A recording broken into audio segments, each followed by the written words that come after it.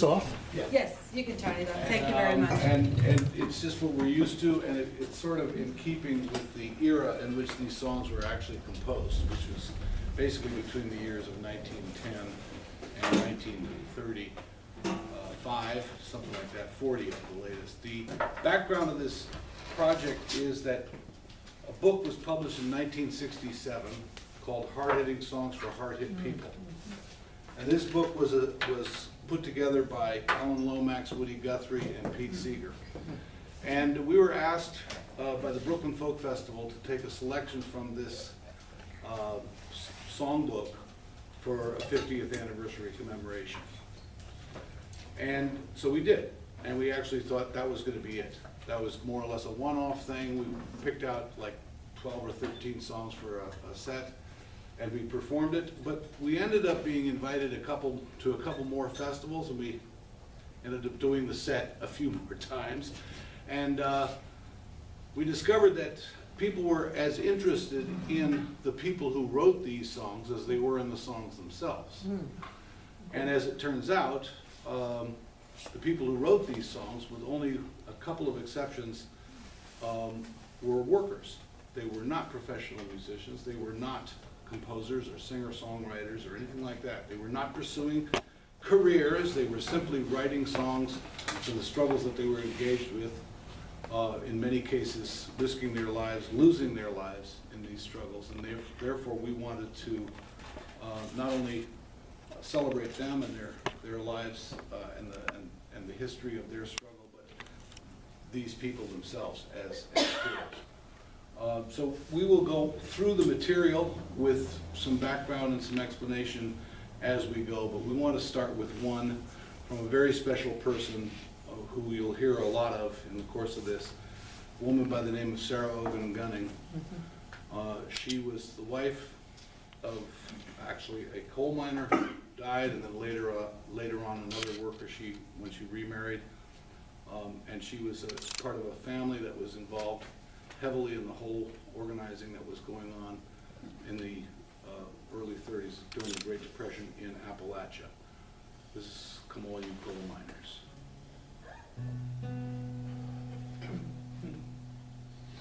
Come all you coal miners, wherever you may be, and listen to a story that I relate to thee. My name is nothing extra, but the truth to you I tell. I am a coal miner's wife, and I'm sure I wish you well. Coal mining is the most dangerous work in our land today, with plenty of dirty slaving work and very little pay. Coal miners, won't you wake up and open your eyes and see what the dirty capitalist system is doing to you and me. They take your very lifeblood. They take our children's lives, take fathers away from children and husbands away from wives. Coal miners, won't you organize wherever you may be and make this a land of freedom for workers like you and me. Dear miners, they will slave you till you can't work no more. And what will you get for your living but $1 in the company store? A tumble-down shack to live in, snot rain pours in the top. You have to pay the company rent. Your paying never stops. I am a coal miner's wife, and I know I wish you well. Let's sink this capitalist system in the darkest pits of hell. Thank you.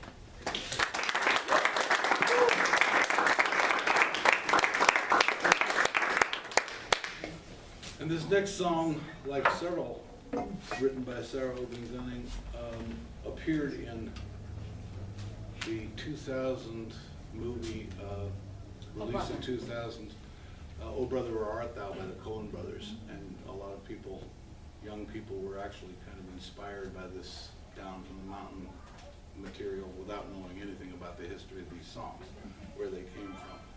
And as a matter of fact, it was often performed as I Am a Man of Constant Sorrow, but this is Girl of Constant Sorrow from Sarah Ogan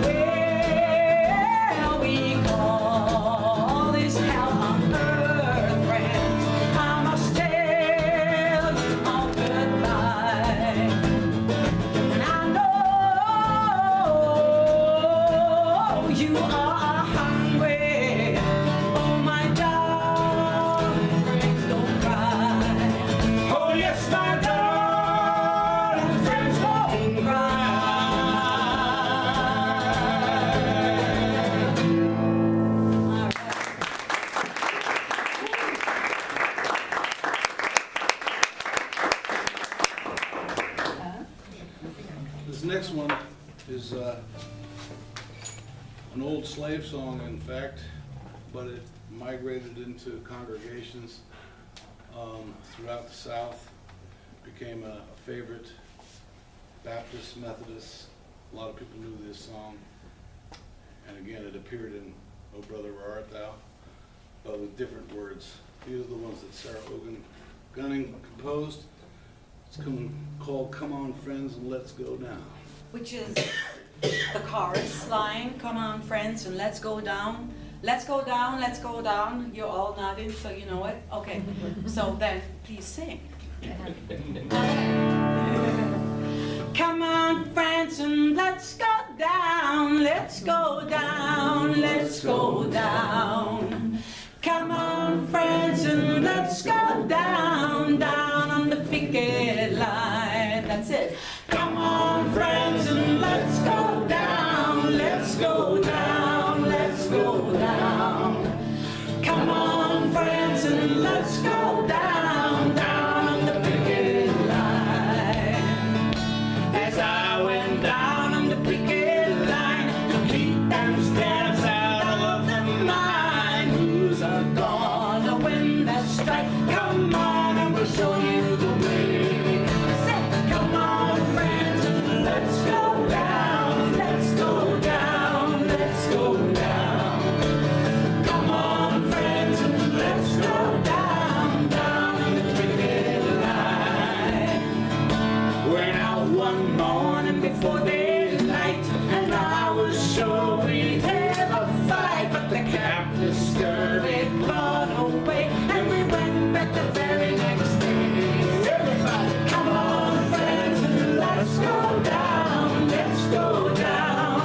let's go down. Come on, friends, and let's go down, down the picket line. We all went out in the railroad track to meet them scabs and turn them back. We win that strike, I'm glad to say. Come on, I will show you the way. Come on, friends, and let's go down, let's go down, let's go down. Come on, friends, and let's go down, down the picket line. Come on, friends, and let's go down, let's go down, let's go down. Beautiful. Come on, friends, and let's go down, down the picket line. Come on, friends, and let's go down, let's go down, let's go down. Come on, friends, and let's go down, down the picket line.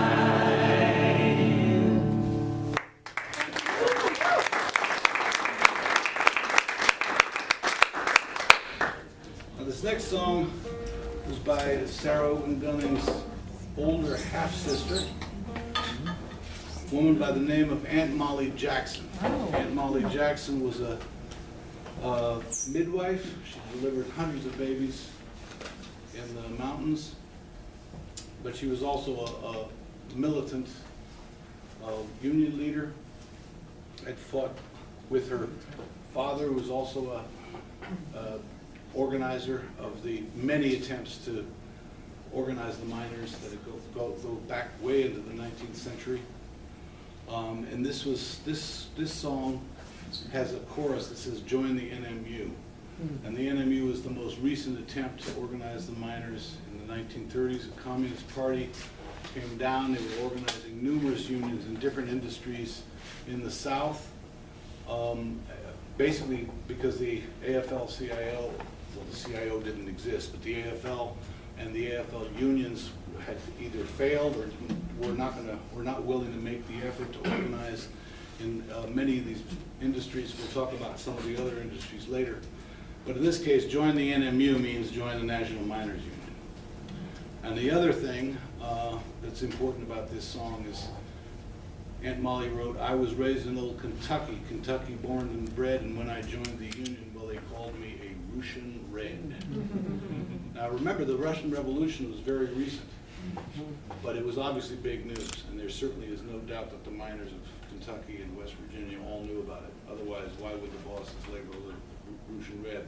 They were obviously trying to sow discord among the workers. The old accusation of being outside agitators was being used, and of course nobody could be more inside than someone from Kentucky. This is "I Am a Union Woman." And there is the third verse, which explains that her husband couldn't get a job, and actually the truth is that her husband was asked to divorce her to be able to keep the job.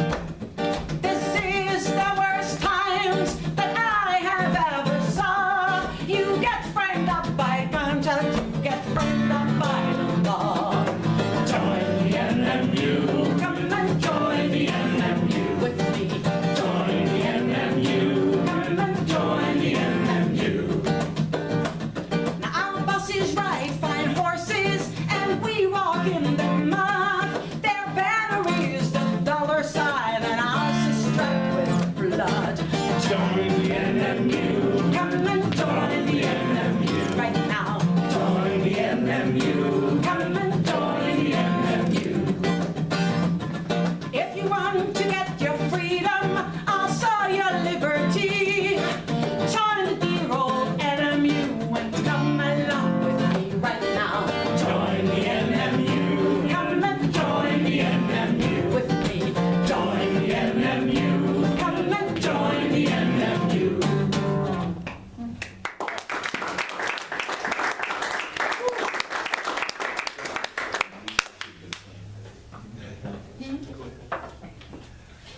Well, it is the energy, the strength, the rage, and the love of these women, in particular Sarah Ogan Gunning and Molly Jackson. There's a third one coming later on, Ella May Wiggins, that inspired me. And of course the way that Matt's playing the guitar and the way we two function together. But it's just that, it's that energy.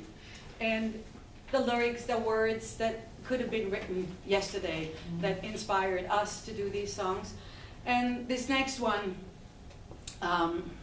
we actually had the pleasure to perform in Bern on the plaza before the government building, meaning it was on the right-hand side, and in front of us was the National, or still is, it's still there, but then when we played, the National Bank of Switzerland with all the gold in the ground, you know. And we were invited because we have political songs by two women, one of them a working class woman driving a truck.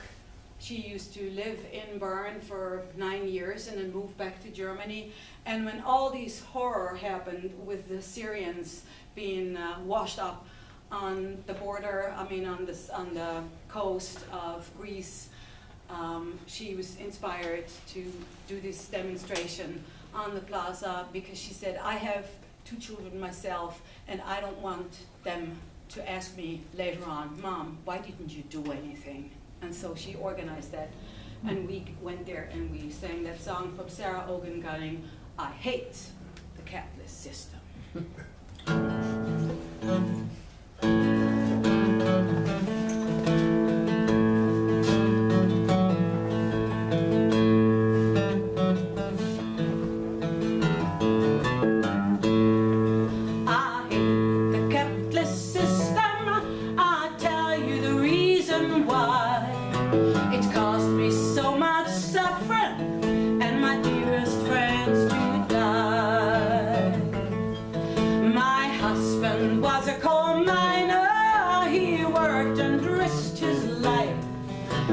Tried to support 3 children, himself, his mother, and wife. Oh, come on, tell the truth. Oh, come on, tell the truth.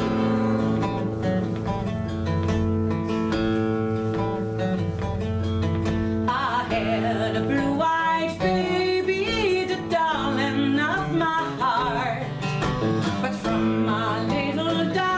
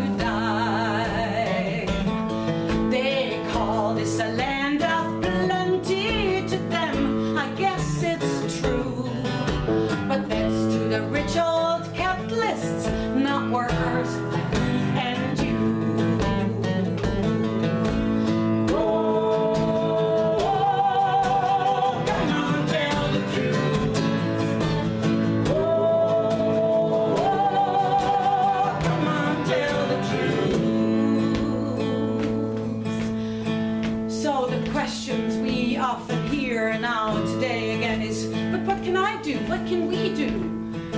Oh, what can you do about it to these men of power and might? Oh, well, I tell you, Mr. Capitalist, I'm gonna fight, fight, fight, yeah.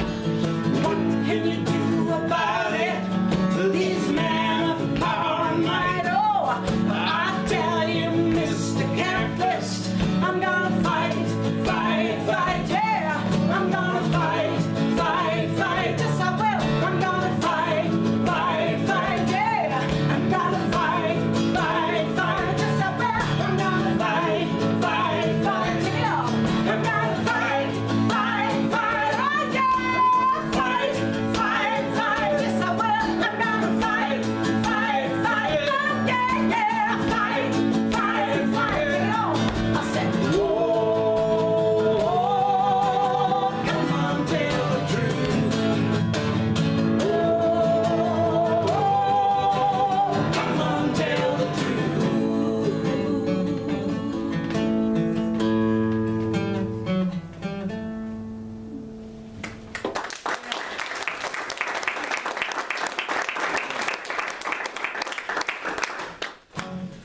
Now, everybody knows who Woody Guthrie is and have heard many of his songs, but this is one that you're not likely to have heard. Now, first of all, there are many songs that are called Mama Don't Lie in the, you might say, the American canon, the Americana songbook. Mama don't allow this, Mama don't allow that, Mama don't allow whatever. But this is Woody's version. It's Mama don't allow no bourgeois hanging around. And even though it was written in the 30s, it fits perfectly with the third verse to the one man that we don't like to use the name of. It says, rich man swagger, big and proud, thinks he's smart, but he is just loud. Come in. Okay. 1, 2, 3, 4.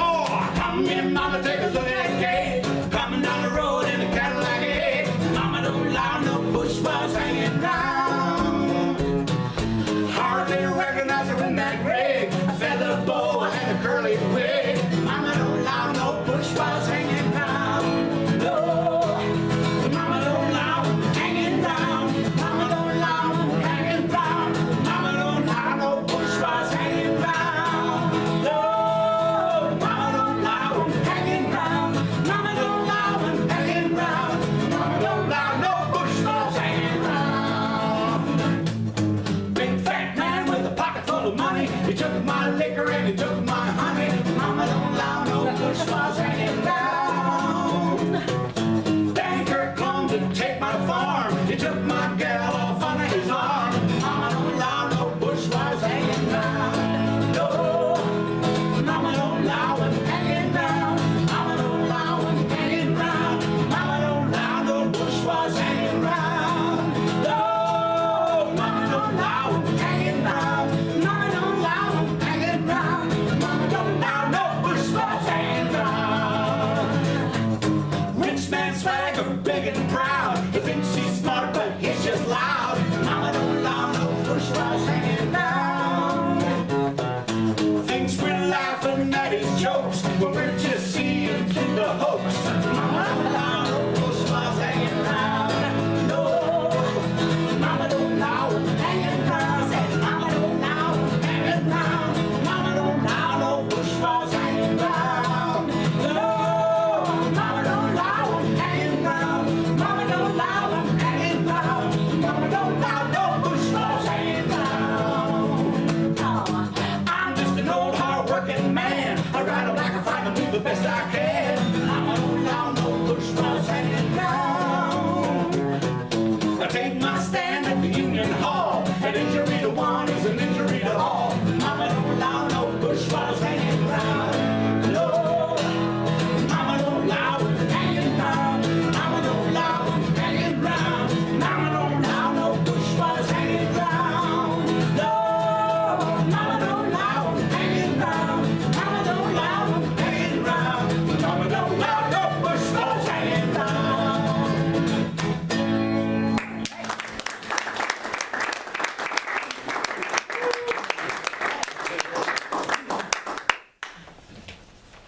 Now, this next one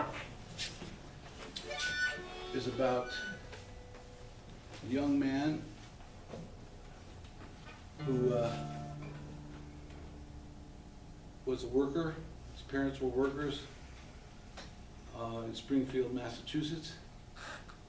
At the age of 14, he joined the unemployed demonstrations in Massachusetts, went to jail, came out, joined the Young Communist League, went down to Alabama to organize support for the Sharecroppers Union, Birmingham, and then went on to join the miners in their struggle with the coal operators that had broken out a year earlier and would actually continue off and on until the end of the 30s.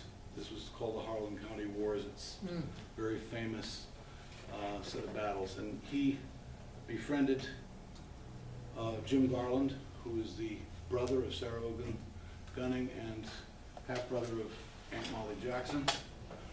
And when this young man was shot and killed by the gun thugs, left to die in front of a hospital, bleeding to death because he didn't have the money to get in. He was commemorated by the miners in Kentucky, but then also by a huge memorial that took place in the Bronx, a stadium in New York, attended by at least 20,000, some say 25,000 people. And Jim Garland was at this memorial and was inspired to write this song. It's called The Murder of Harry Sims.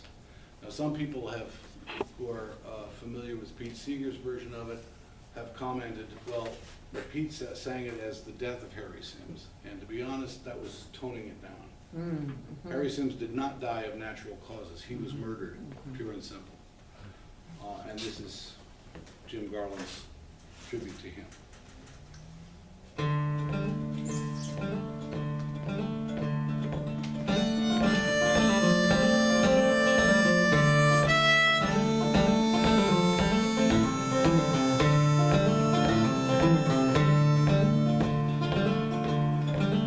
Comrades, listen to my story. Comrades, listen to my song.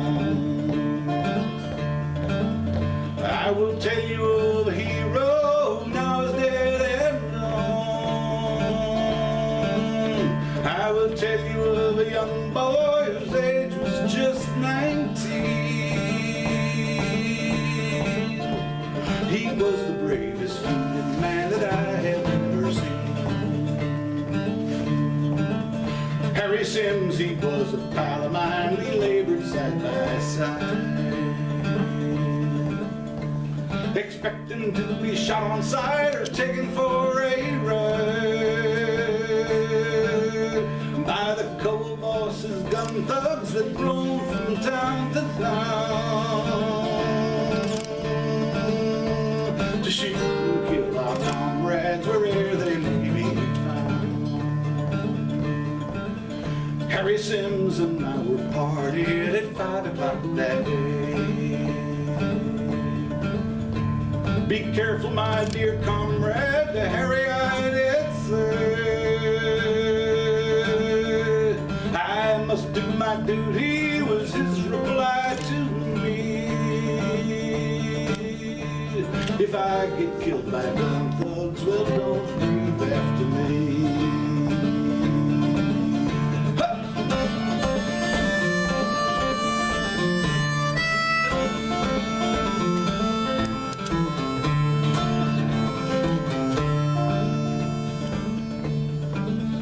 Harry Sims was walking up the track this bright sunshiny day.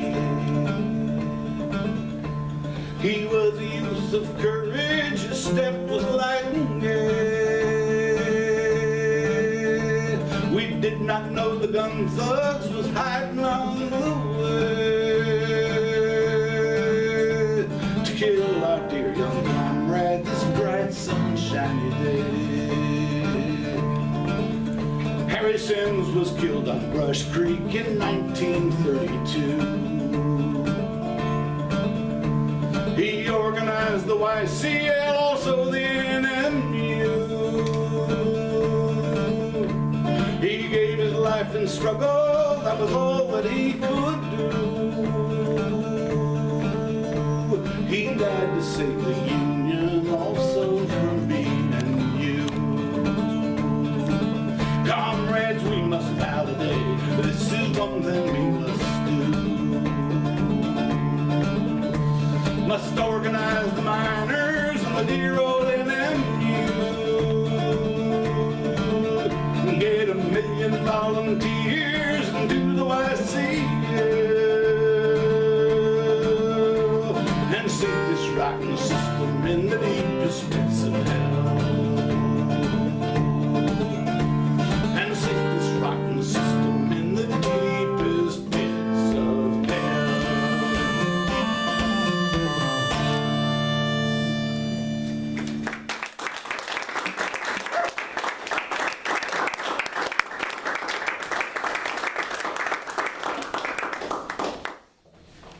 Now we move from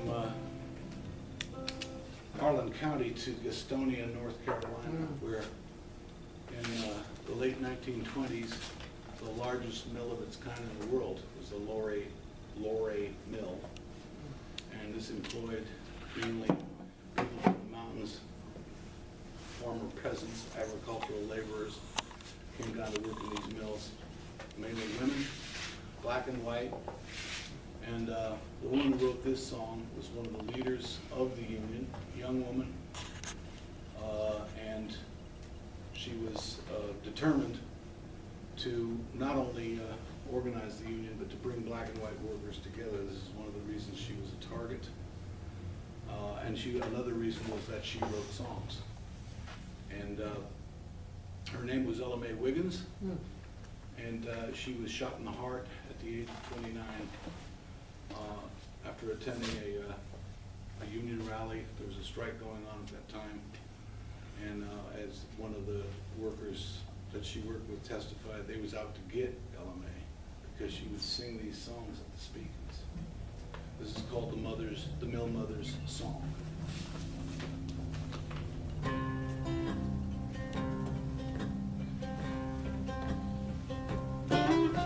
We leave our home in the morning, we kiss our children goodbye, and while we slave for the buses, our children scream and cry.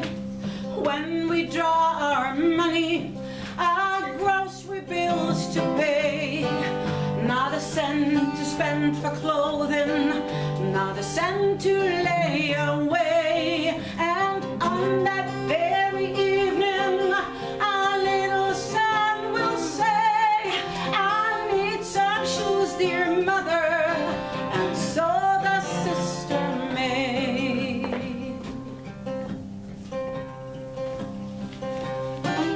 How it grieves the heart of a mother, you everyone must know, but we can't buy for our children, our wages are too low. It is for our little children that seem to us so dear, but for us, no, them dear workers, the buses do not care. But understand our workers, our union they do fear. Let's get together, workers, and have a union here.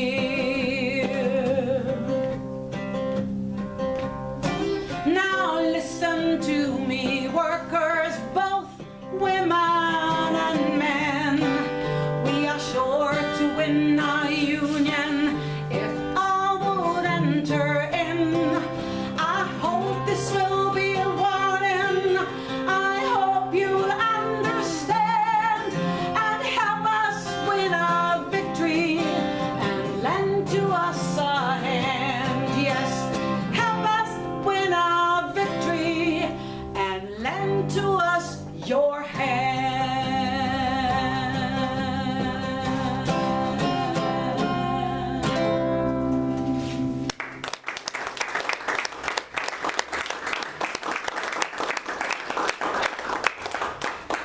And this next one was also written by Ella May, and she was not only the leader of these Textile Workers Union, but also of an organization called the International Labor Defense, the ILD. And the International Labor Defense was organized to fight legal battles on behalf of the jailed union leaders, people who were under attack by the law, by vigilantes, by the police, whoever.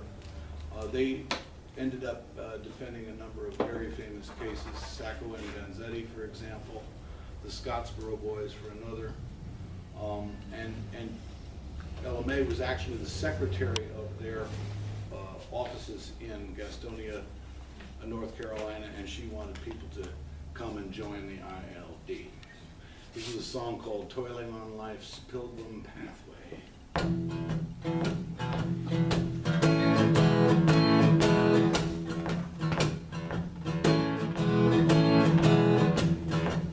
Toiling on life's pilgrim pathway, wheresoever you may be, it will help you, fellow worker, if you will join the ILD.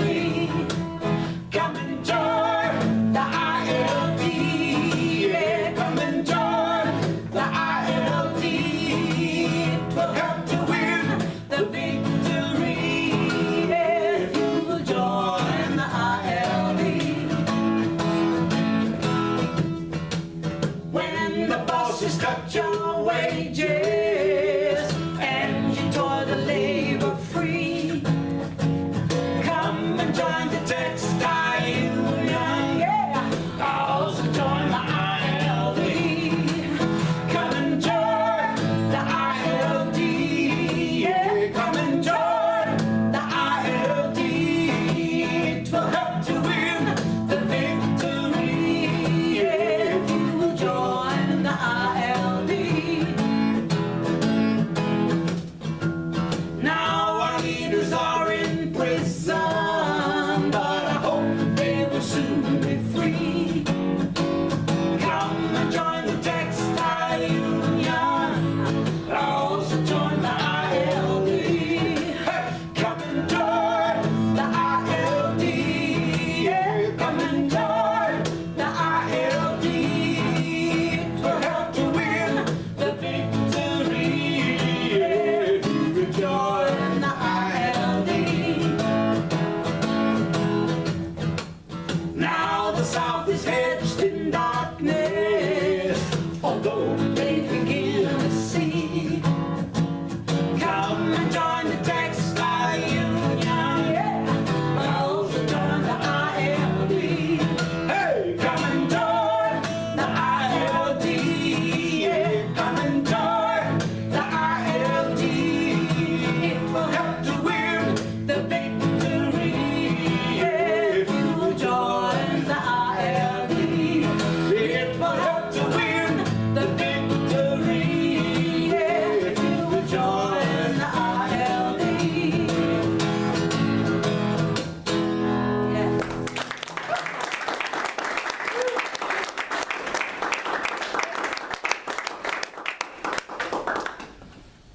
Now, the next song was written by a man named John Hancock. He was a sharecropper in Arkansas and got involved and became a leader of the Southern Tenant Farmers Union, begun in 1932, I believe, and they led their high pointer. John Hancock's was not only an organizer and a leader of this union, but because he wrote songs, he actually toured all over the United States trying to organize support, and was eventually recorded by Charles Seeger, Pete Seeger's father, and a colleague at the Library of Congress, which is where some of these recordings actually still exist. Now, the Southern Tenant Farmers Union was important for a number of reasons. First of all, it organized across many states: Texas, Oklahoma, Arkansas, Alabama. It organized black and white workers together at the height of Jim Crow, the height of the lynching that was going on in the South. And so this is a very powerful statement for both the economic justice that was being fought for, but also to try to overcome the racism that was obviously diminishing the power of the working class. It kept the working class, black and white, under the thumb of the big landowners and so on. We'll talk more about John Hancock's later, but this song was actually based, like most of these songs, on some other song. In other words, most of the lyrics that are written here are the song, because the songwriters were taking things that people already knew because they wanted everybody to join in singing. That was the whole idea. And this is actually based on an old slave song called "Oh Freedom." It was sung at the 1963 March for Jobs and Freedom at Washington, D.C. by Odetta, another great singer. But this version by John Hancock's has its own particular twist. You can see why it was directed at the workers that he was trying to organize. It's called "No More Mourning."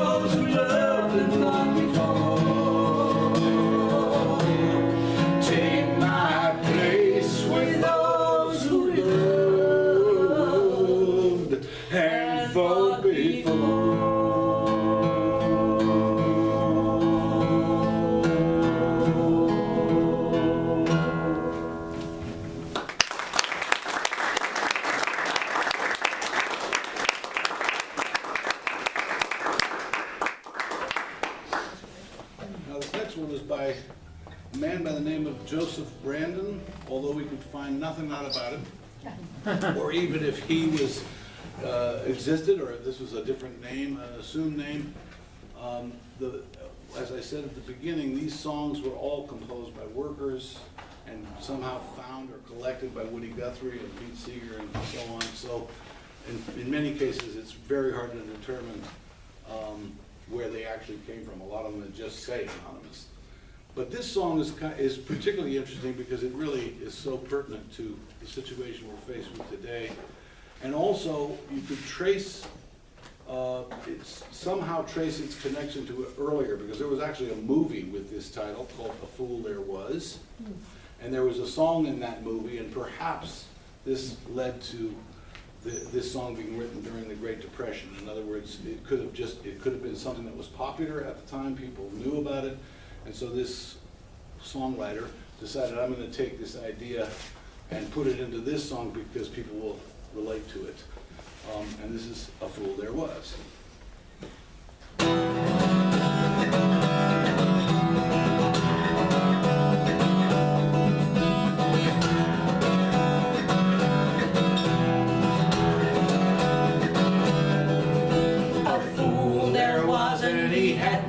Job, even as you and I, and he didn't want to steal or rob, even as you and I, and so each day thinner grew, he tightened his belt and not sure to till it nearly cut him right in two, even as you and I.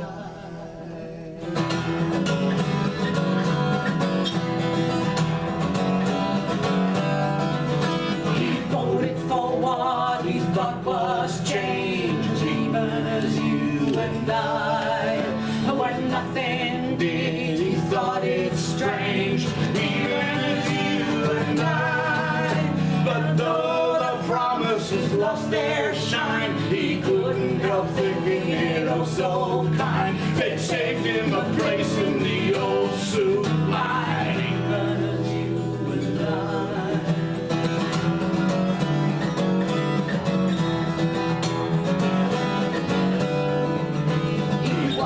Depression growing worse, even as you and I, as bankers looted the public purse, even as you and I. They told him this was a country grand with plenty of everything in the land, so he starved to death with a flag in his hand, even as you and I.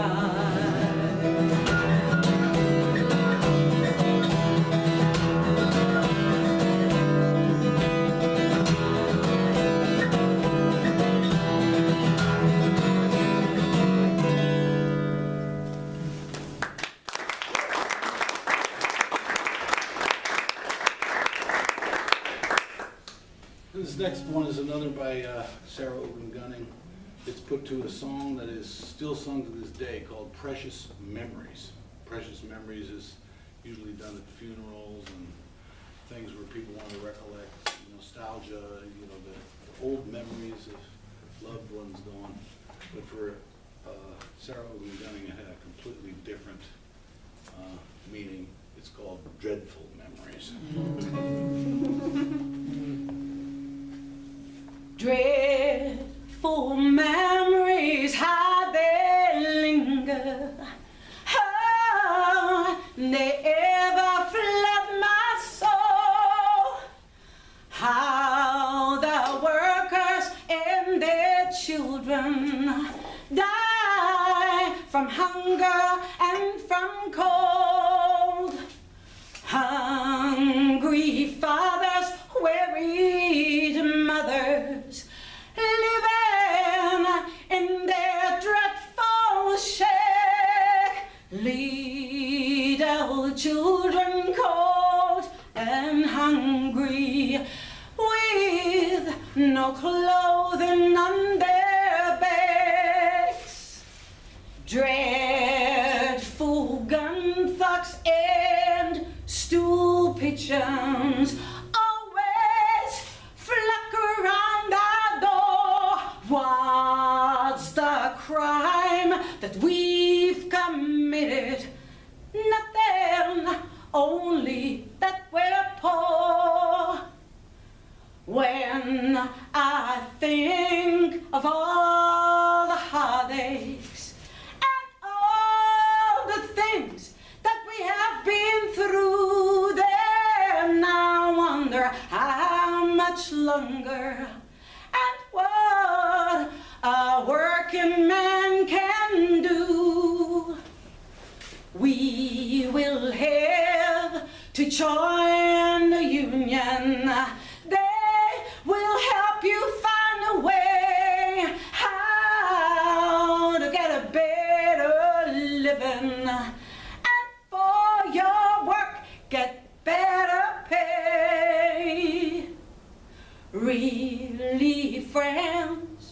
It doesn't matter whether you are black or white. The only way you'll ever change things is to fight and fight and fight.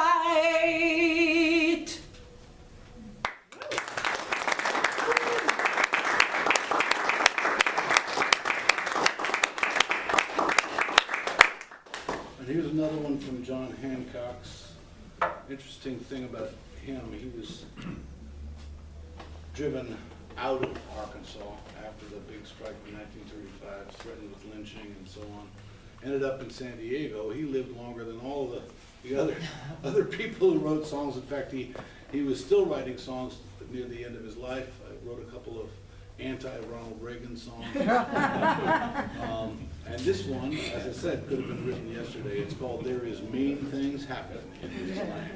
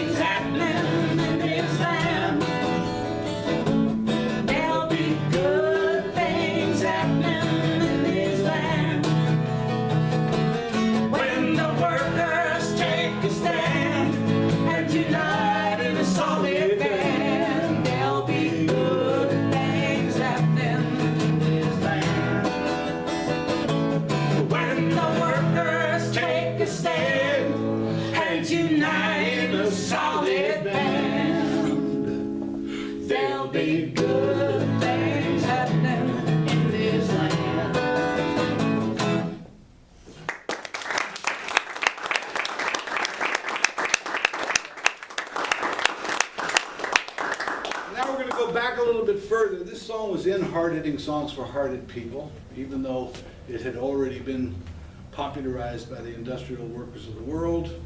It was already a very well-known song. Obviously, Woody and Pete wanted to include this to connect with an earlier generation of struggle. This song was by Joe Hill. It was his most famous song, another hero, of course. But there's a little backstory to this that I want to share with you, and that is that not only did Joe Hill write this song on the back of a laundry ticket for his laundry, but he gave it to a guy named Harry McClintock, who wrote Big Rock Candy Mountain. And this is another strange connection with Oh Brother Where Art Thou, because Big Rock Candy Mountain features over the credits at the end of the movie, and it's Harry McClintock's version. And Harry McClintock was a wobbly and a busking guitarist himself. He took that song and was the first to sing it on the streets of Seattle. And why was it written? It was written because the Wobblies would go out in the streets. This was their way of organizing. They organized. Stood on soapboxes and gave speeches, and rallied the troops, rallied the workers. And the bosses got the big idea that they would disrupt this very successful and popular activity by sending the Salvation Army down to right next to them to sing religious songs. And that's where the idea came, to take the religious songs, put the lyrics to them, and out-sing the Salvation Army. And this was the actual inspiration for this song, which was the Sweet By and By, which is sung to this day. The Sweet By and By is actually sung to this day. It's been covered by all kinds of famous country artists. But this is Joe Hill's version, which I'm sure you've all heard. Is called The Preacher and the Slave.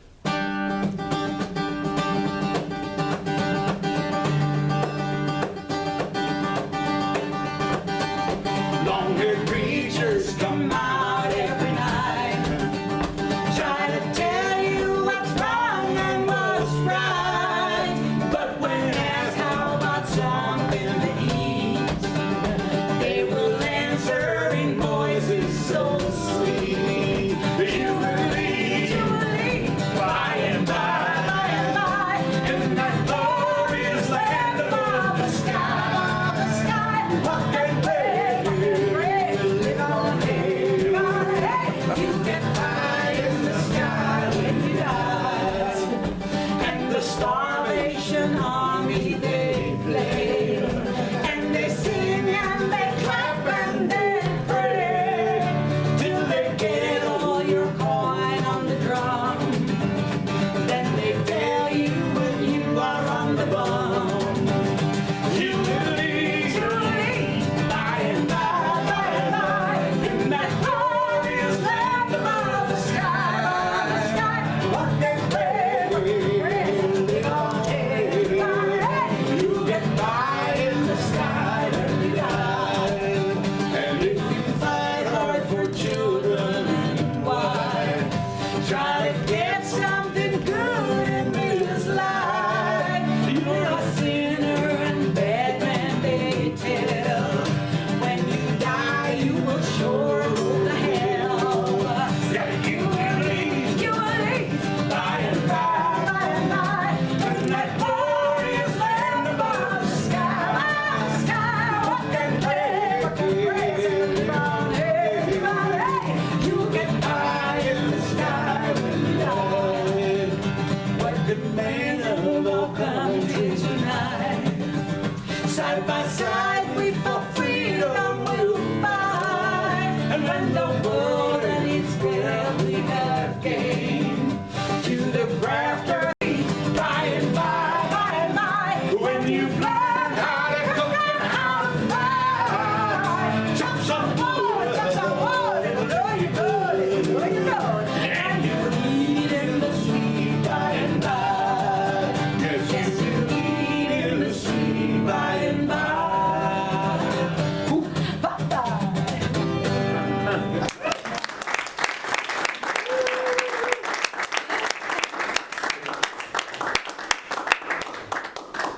And the next song is by the only song in the collection that was actually written by professional composer and lyricist.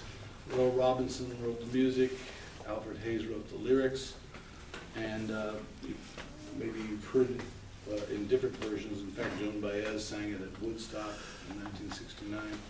But the version that we decided to include in this collection, even though the song did not appear on Hard Hitting Songs for Hard Hit People, was the magnificent version done by Paul Robeson, who we wanted to include as one of the heroes, working class heroes, because in fact this song was among his tributes to the struggle of the workers, and it happened to have been when he was going to go to Europe, specifically to Wales and England, to perform for the miners there.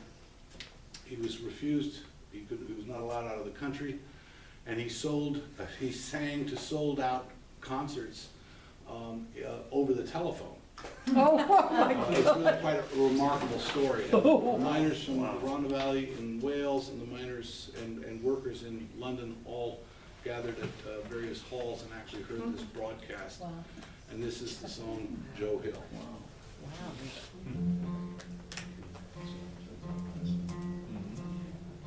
I dreamed I saw Joe Hill last night, alive as you and me.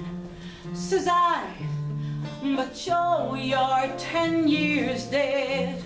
I never died, says he.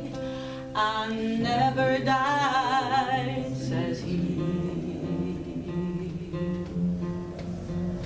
In Salt Lake City, Joe, says I, him standing by my bed. They framed you on a murder charge, says Joe, but I ain't dead, says Joe, but I ain't dead. The copper buses killed you, Joe. They shot you, Joe, says I. Takes more than guns to kill a man, says Joe. I didn't die, says Joe. I didn't die. And standing there as big as life and smiling with his eyes, says Joe, what they can never kill went on to organize, went on to organize.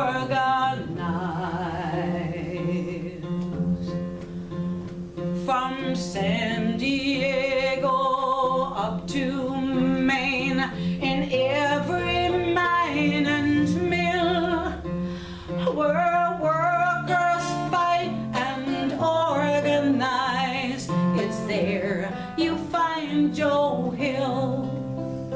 Is there you find Joe Hill. I dreamed I saw Joe Hill last night, alive as you and me. Says I, but Joe, you're 10 years dead. I never died, says he. I never died, says he.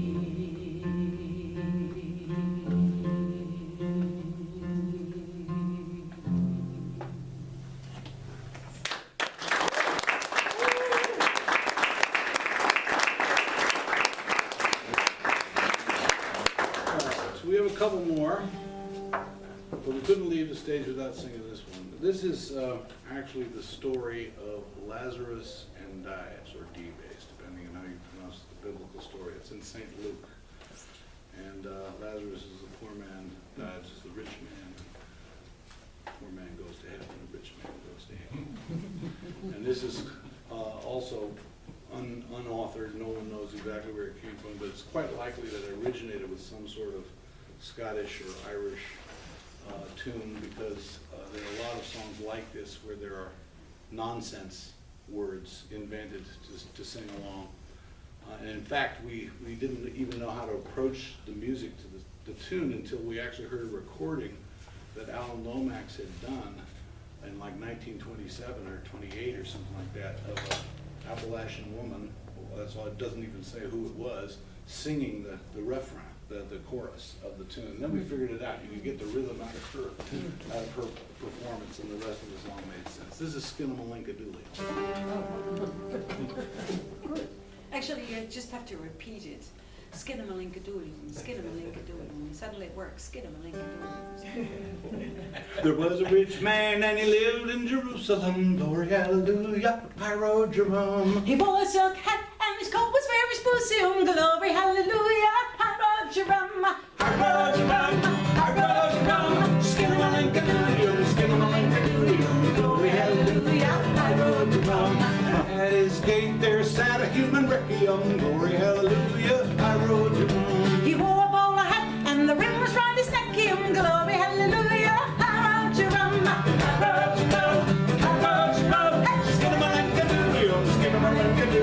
Glory, hallelujah, Jerusalem. That poor man asked for a piece of bread and cheesium. Glory, hallelujah, Jerusalem. The rich man answered, I call for a policeum. Glory, hallelujah, Jerusalem.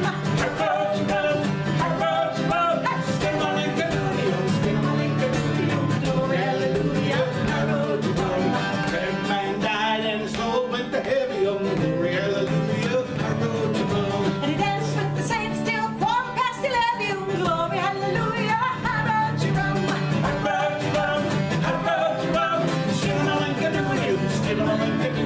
Glory, hallelujah, Jerusalem. And there he dwelt in Abraham's bosom. Glory, hallelujah, Jerusalem. Fraternizing there with scores of other Jews. Glory, hallelujah, Jerusalem.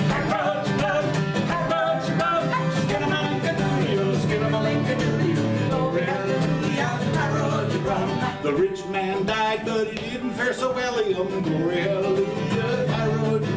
He couldn't go to heaven, so he had to go to hell. Glory, hallelujah, Jerusalem.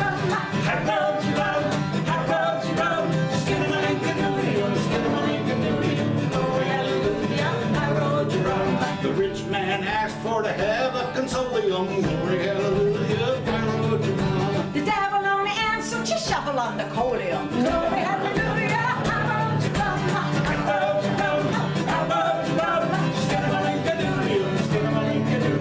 Glory, hallelujah, the moral of the story is the preachers are no jokium. Glory, hallelujah, Jerusalem. We'll all go to heaven because we are stony brokium. Glory, hallelujah, Jerusalem. Glory,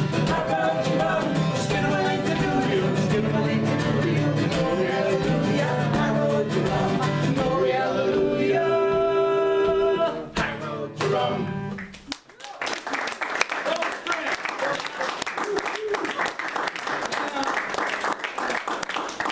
Hang on. I've got one more for you, and I need the string. Oh, you do need a spring? I can't fake it, I can't Spring. fake it. Spring. Gotta have the string. Spring. So I'll The try string. to put it on while telling the story.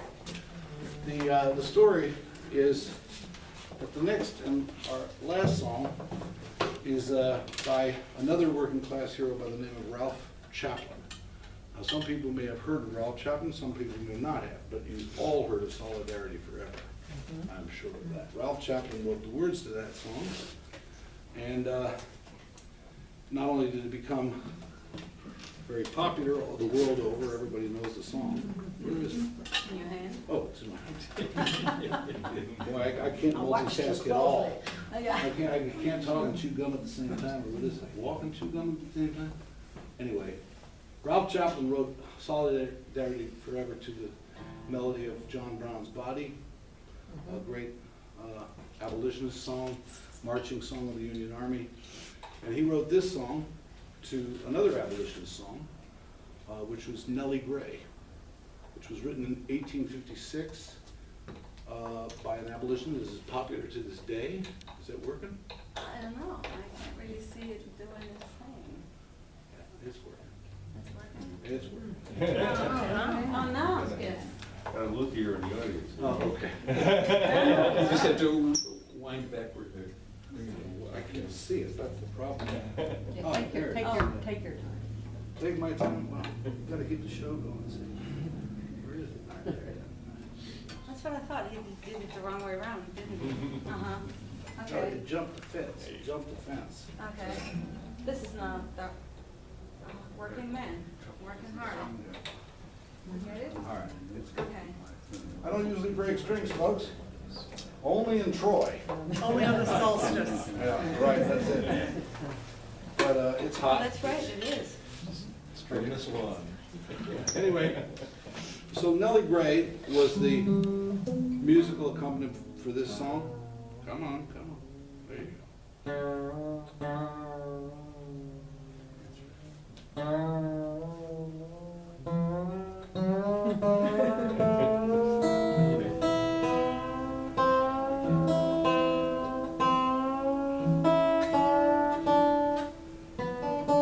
That's how I sound when I warm up, you know.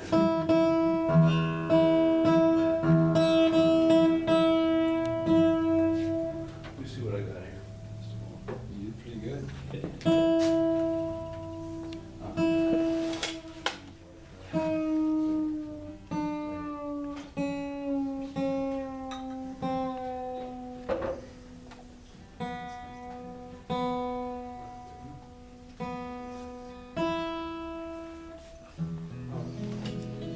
That'll do. Anyway, Ralph Chaplin was not only the author of this song and Solidarity for Forever, he also was a leader of the Wobblies, Industrial Workers of the World. He was imprisoned during the First World War for leading the opposition to joining the battle. Workers should not fight workers. He went to jail with about 100 other Wobblies for opposing the war as a whole and the war as they started to conscript American soldiers. In any case, he wrote this song in 1917, obviously inspired by events in Russia, what would become the Soviet Union, and also by the spirit of the moment, the international struggle of the working class, and this is called the Commonwealth of Toil.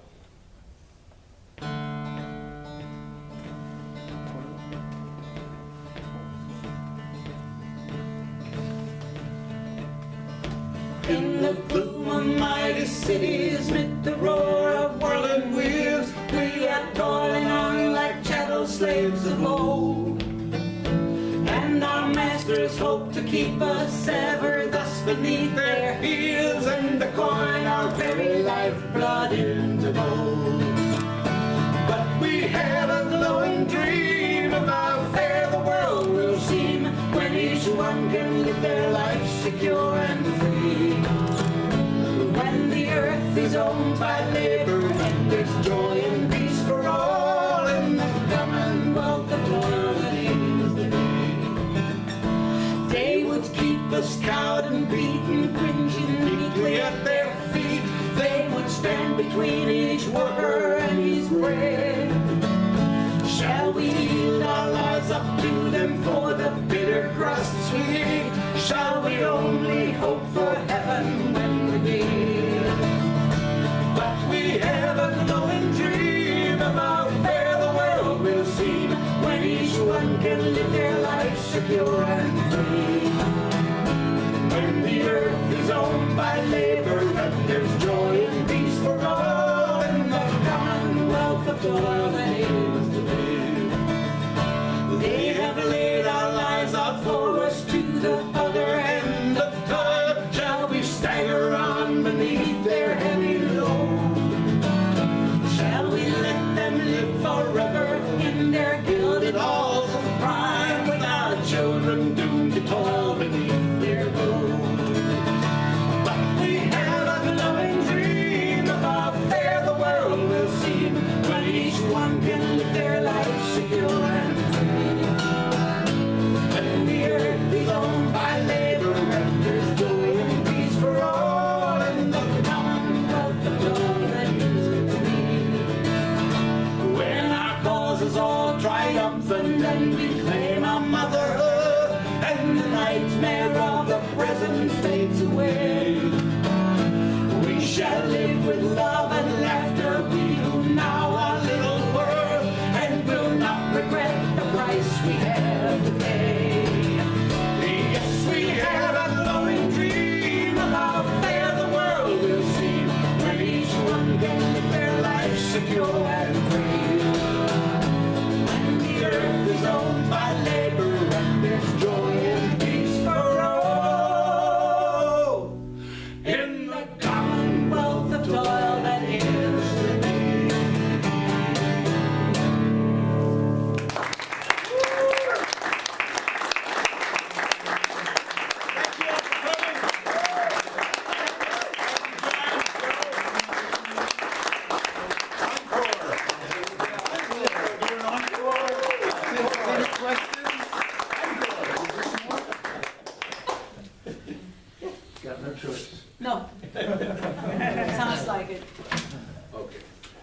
Now this one departs the, Oh, yes.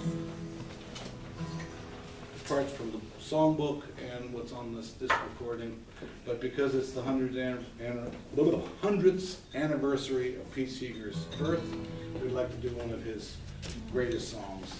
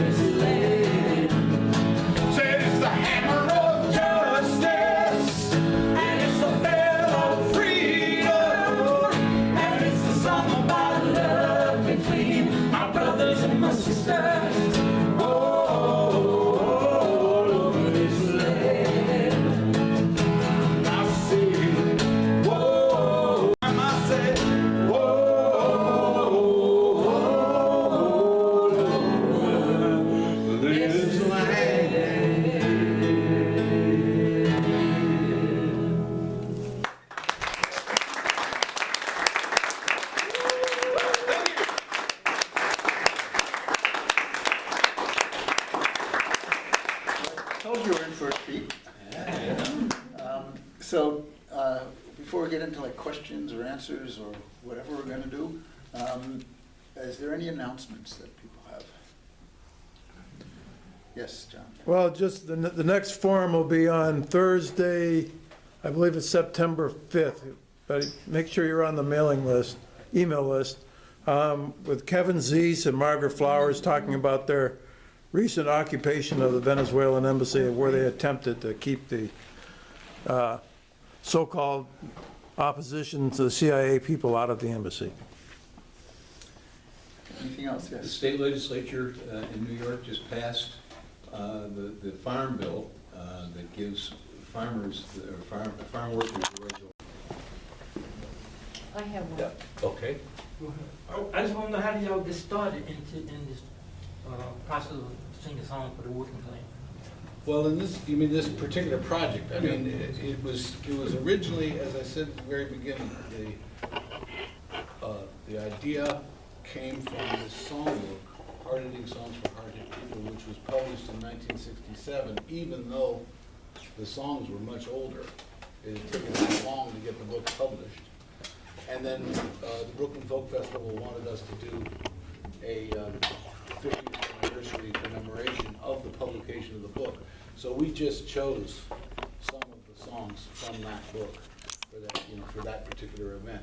But then later, I mean, if that had been it, you know, that was the end of it, that would have been the end of it. But in fact, we ended up playing a few more times, and it became clear that people really wanted to know the history of these songs.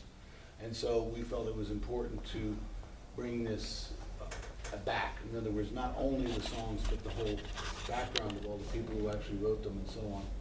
No, so you were doing music prior to? Oh, of course, yeah. Well, okay. Then we did the James Connolly Songs of Freedom before this, and before that I'd been in various bands and whatever doing political music for many years. Yeah, then he came to Switzerland, and I was already a blues singer there, and we met. Then there was still a record company involved, and the management was involved, and they told me about Matt Callahan, and in the beginning I thought, like, I don't think I need an American, and so on. And then they gave me a couple of his records to listen to, and I suddenly thought, like, I like his voice, I like what he's doing. Bring the man over. Let's see if we can work together. Sounds like a movie. Well, it was actually because he came to see a show of mine, and it was somewhere out in the nowhere, you know. And we had the dressing room, and the door opens up, and he walks in, and I thought, like, oh, my best friend comes to see me, and then I realized I don't know the man, but it was that first true, you know, feel like I know that man. And so he came up and he introduced himself, and I played the show, and afterwards we talked till about 4 o'clock in the morning, and got to know each other and started working the next day. And actually he just brought out a lot of me that I didn't know would exist inside of me. Not only the voice was part of it, but he gave me a political voice in it. He was just, he knows so much, and he is so open to share it. And he taught me from the beginning, he said, you don't need to know. If you don't know, then just be quiet and listen. And he actually said, shut up and listen. He didn't mean it in a rude way. He just said, that's what people need to do. That's how you learn. And so we started working together. The record company said, let's make an artist out of Yvonne. And so not just use songs that you had heard from other people, your own songs. And that's how we started writing songs together. And after a couple of records that we did that way, I got tired from working, doing everything myself, management, blah, blah, blah, blah, blah, and needed a break, and said, you go to the front, you do your thing. And he said, okay, let's do a duet. I write songs for us, for you and me as a duet. That's how we started working in the duet. And but Matt kept asking me, what's Yvonne Moore doing? And I said, I don't know, she's not yet ready to start a new project. And then I was, and also told Matt, because he was in my funk band, and I said, but I'd like to go with a band without you in the band, because you support and you do so much for me, and I really need to know, can I still do it without you? And so I started my blues band, but with the help of Matt, to find the songs I wanted to do, arrange the songs, which were, we decided that we wanted to find old blues songs that are not heard often, like ballet, things like that, but also songs that have a story to tell. And that's how we did Blue Wisdom, first and second volume, which then led to Mose Allison, and then we were trying to find more songs and a next project for me to do, which kind of then led to the way of the hard-hitting songs for hard-hit people, which, yeah, and in between actually came up this idea with songs of freedom. And when I heard the music first, I thought, like, I don't know, can I sing that? Do I want to sing that? Because it was just so foreign to my throat. And I realized it's a lot of fun. It's really fun to, and I know I always put a little blue note into it. That's just who I am and what I have. But it's just so beautiful. I mean, I got this gift with my voice, and now I have this gift of this beautiful music to shine on you, and that's wonderful. Very nice. And that's why I'm here. Do you have a question? Well, I was just thinking about the music, these songs and how old they are, and yet the sentiments and the messages resonate now. And I guess it's not really maybe just more of a comment, but or a rhetorical question, I don't really understand how we can't embrace these concepts more now.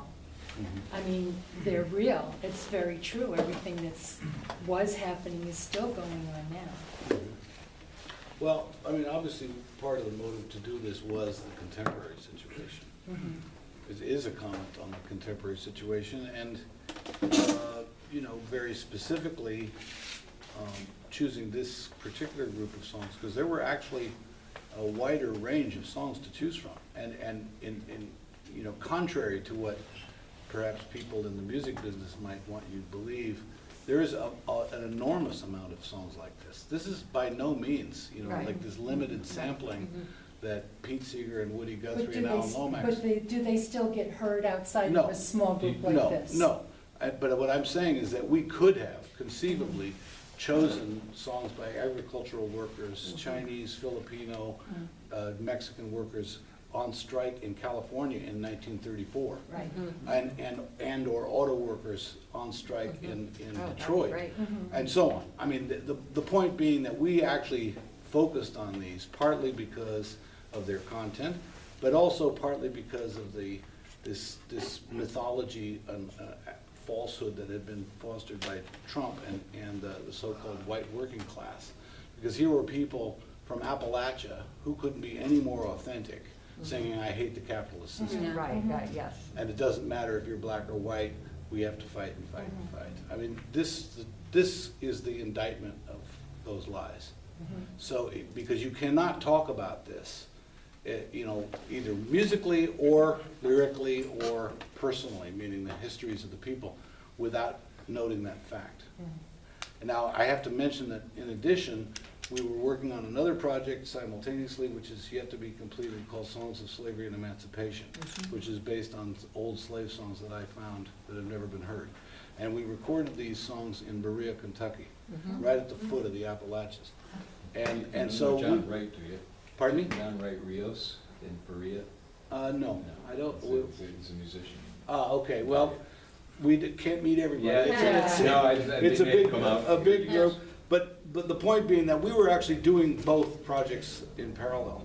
And when we talked to some of the teachers, you know, who are teaching Appalachian kids, because Berea College, one of its mandates is to provide free education for Yes. poor people. That goes back to its founding in 1855. Yeah. And so we were talking to one of the historians there, and she said, "Man, these kids need to hear this stuff. Yes. They don't know their own history." No. Yes. And, you know, this is their history. Yes. And so we are going back there, actually, when the book comes out, to sing to these, you know, the generation of today. Now, I know that doesn't completely answer your question, or the rhetorical question was, well, why? Why can't we spark fires? Yeah. Yeah, You know? what's interesting, it's some of those very people in Yeah. Appalachia that have been sucked in to the Tea Party and Right. into being less tolerant than they should be as human beings. And, you know, we've let that happen, I mean, ourselves. Yeah. Did you come across Archie Green? Yes. Archie was a professor of mine at the University of Oh. Illinois, the labor school. Yeah, well, I actually met him because he lives in San Francisco, and I'm from San Francisco, but I didn't know him. I mean, it was just more casual acquaintance, but I mean, he gathered a lot did. of labor songs. He did, but he also did a very specific thing with Sarah Ogan Gunning. He recorded an album of hers in 1964 called "A Girl to Come Sorry." You can get that album. Oh. It's entirely a cappella, just her. But you can order it from Folk Legacy Records. You can hear her version of all these songs, you know, I just in thought one he was form. a historian collected the music. Yeah, no, And it's now true, he's but in he did manage to raise the money and get that album recorded. Yeah, go ahead. Oh, how long have the project been in existence, and what's been the how the response from the labor movement, to this your project, and have you performed in front of union members?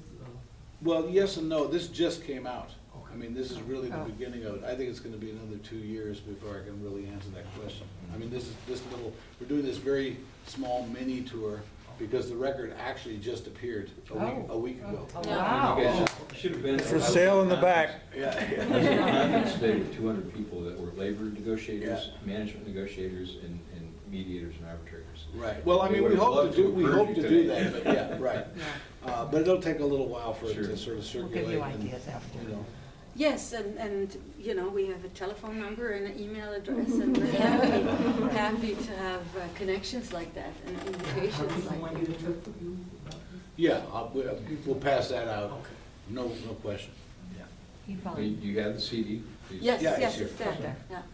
so I'm wondering if you had been connected with various struggles in Switzerland, or if you've kind of looked at music of struggle in Switzerland. No, I have not. I actually have tried to find working class Uh-huh. songs or songs from workers in Switzerland. And believe me, there are none. Mm. And I have really dug out, yes. Interesting. Yeah, women in Switzerland just had huge protests about a week or two ago, Yep. demanding an end to patriarchy and all of the sexism and sexual abuse that's apparently very common there as well. It is, and not only that, it's also still the unequal payment, Yes. And we had a vote 8 years ago where it was said that there should be a balance, and it never was implemented. Oh. And so this is again, or this is then now the strike to ask and want the equal rights. Yeah. Equal pay is the main thing. yeah. Equal pay, yeah, equal pay. It was and, great. yeah. A lot of people came. Yeah, out. it was over 100,000, yeah, Wow. yeah. No, but this, I mean, we do have struggles, and we have demonstrations and we have people going out there, but there are no songs, really not. And, because there is another singer, her name is Dodo Hoek, and she's like a butchie, she's a bird and she speaks Italian, she sings in Spanish too, and she has a program that's called Sorriso Clandestine, and is actually the Italian versions of working songs. Oh, huh. And so I called her up, and because she has that program already, and asked her as well, and she gave me the link to another person. I'm not as good as that with names and whatnot, and I called him up and I went to see him. And he just told me, no, there are no songs. It's truly what people have told you. There are no songs. The history in Europe is stronger in terms of labor. But labor has Yes, a voice, yeah. co-determination Yeah. in councils and so on.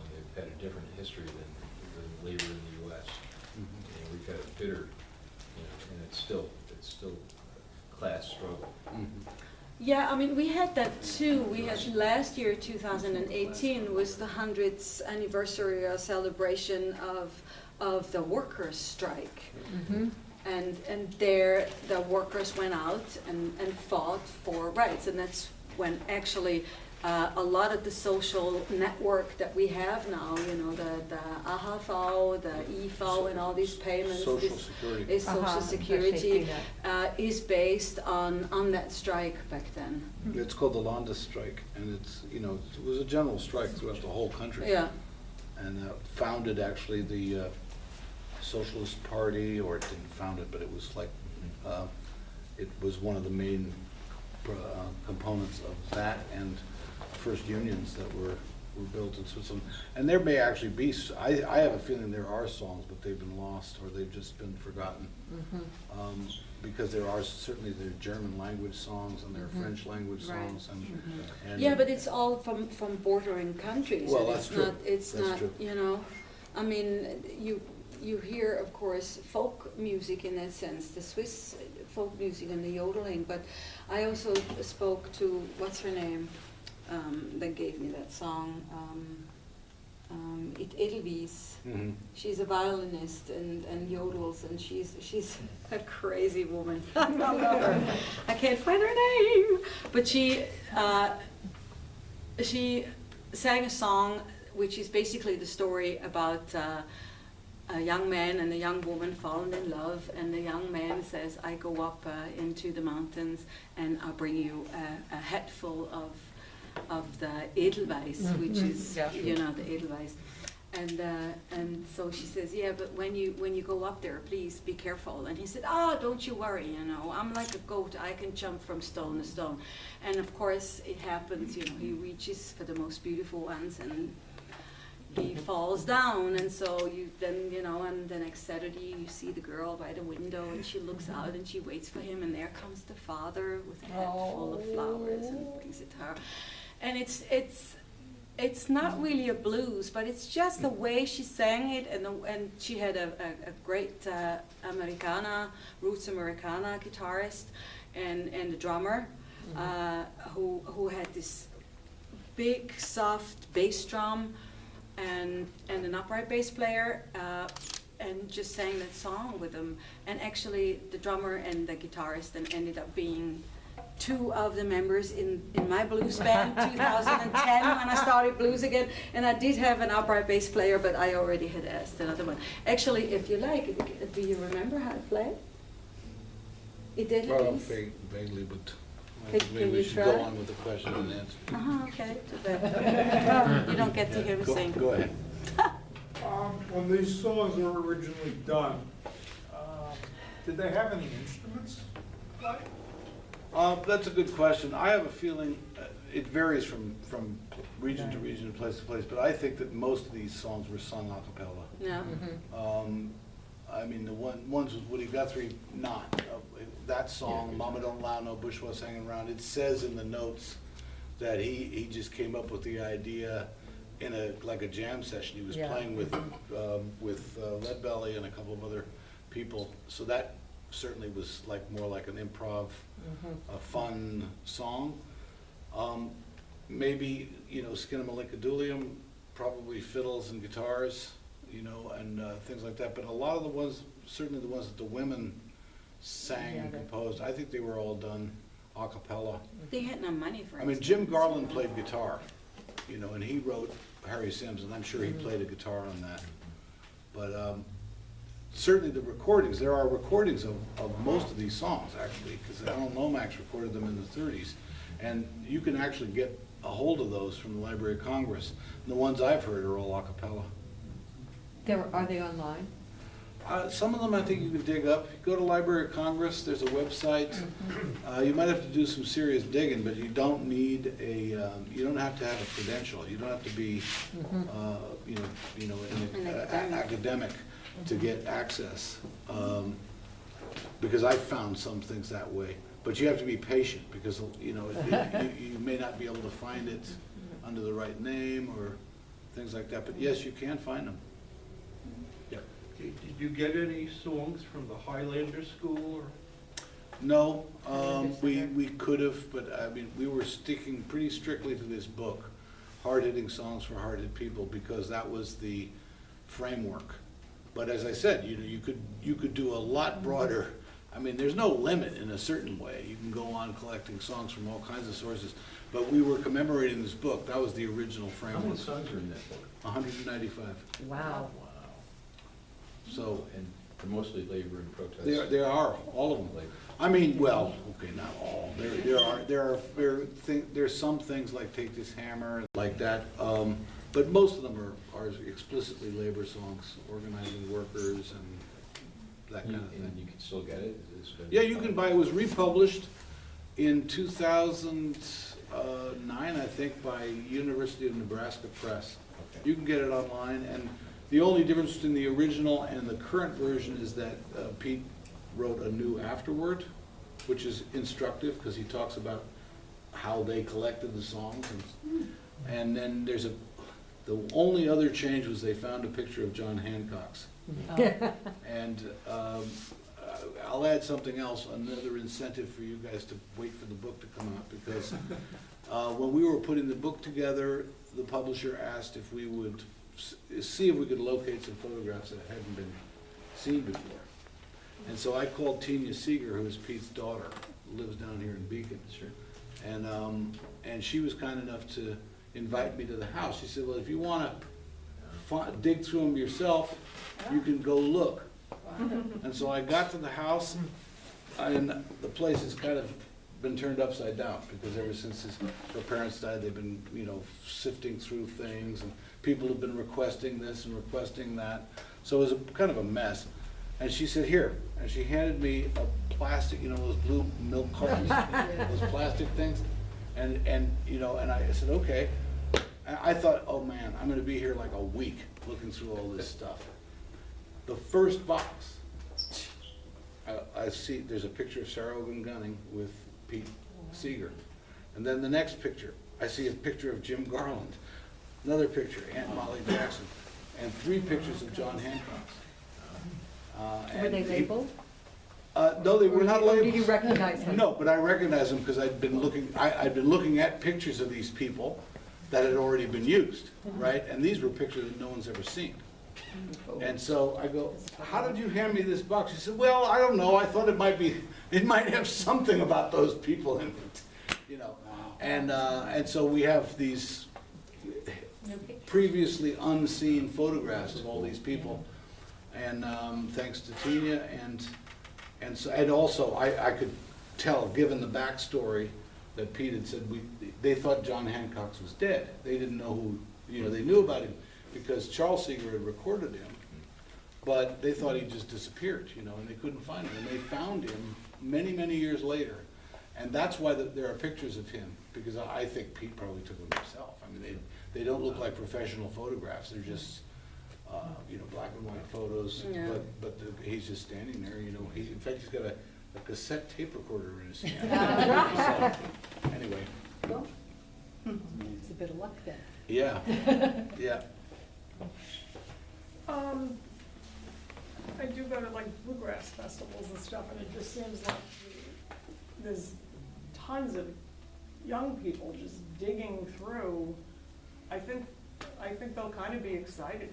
I mean, maybe they don't know this book exists, or maybe it's not cool or something, I don't know.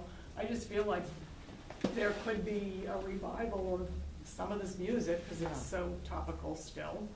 Well, that's why we made it, it's a songbook. I mean, there's music in it, with chords and, you know, guitar chords and things, but I agree. And I mean, I think that at the very least, you know, the people who are excited about folk music, and there is sort of a mini folk revival going on. I mean, for them, it's a particular resource, because these are alternative versions of songs they may know, such as Man of Constant Sorrow and stuff. No. But more importantly, for me, I mean, not more importantly, but equally important, is that young people who are inspired by this kind of music know something about where it comes from, because actually, this is in my view, one of the worst crimes of the music industry, because this is very deliberate. I mean, again, this is a long discussion, but in doing the research, it's very clear how these songs were systematically excluded. And Molly Jackson, believe it or not, actually recorded a commercial single for Columbia Records. Wow. So it's not that the record industry didn't know about these people, it's they knew, and they did not want them to record. And so they, you know, they systematically excluded anything of this kind of content, and then featured the maudlin, the sad, or the, you know, keep on the sunny side of life, and all this kind of stuff. It's like this combination, you know, and it's a false image of what actually. Keep those people down. Pardon me? I gotta keep those people down. Absolutely, Yes. and it just doesn't represent or reflect what actually was common, which was a mixture. You know, it was just like the Swiss folk song. This is very common, you know, to have a sad song about a young woman and a young man, you know, falling in love and then he dies or whatever. This is a really common theme. But there are lots of other common themes that are, you know, pop up in folk music all over the world. Yeah. So a lot of the Appalachian music and the southern music, country music, was recorded on these radio stations, right?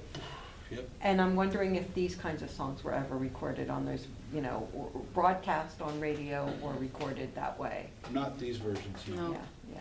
No, okay. 'Cause- and the only reason, to be honest, the only reason that the ones